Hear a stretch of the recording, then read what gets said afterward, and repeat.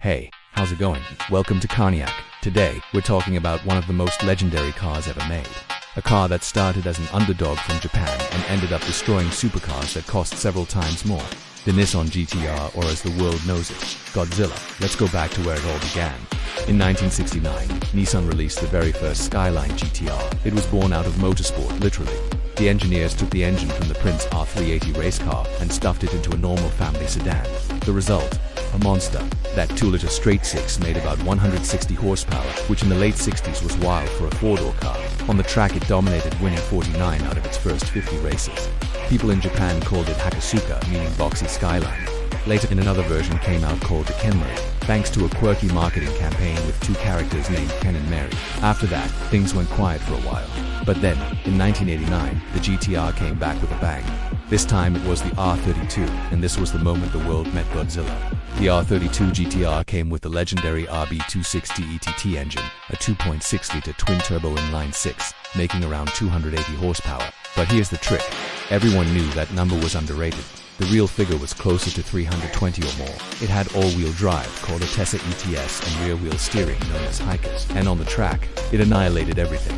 In Japan's Touring Car Championship, it won all 29 races it entered between 1990 and 1993. That's right, undefeated. In Australia, it took Bathurst by storm, beating V8 Fords and Holdens so badly they had to change the rules to slow it down. That's when the Aussies gave it its nickname Godzilla. Then came the R33 in 1995. It was bigger, more refined, and faster. It became the first production car to lap the Nürburgring in under 8 minutes, an incredible 7 minutes 59 seconds. The R33 was more aerodynamic, had better stability, and still carried that same RB26 twin-turbo setup. Some say it was the best Grand Touring GT-R ever made, but then came the R34 in 1999, and that one became a pop culture icon.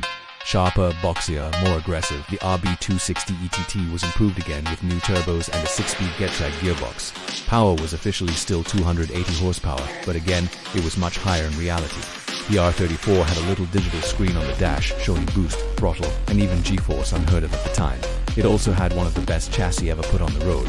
In racing, it continued the GT-R legacy, winning in Japan's Super GT and the JGTC, and thanks to games like Gran Turismo and films like Fast and Furious, the R34 became a dream car for an entire generation.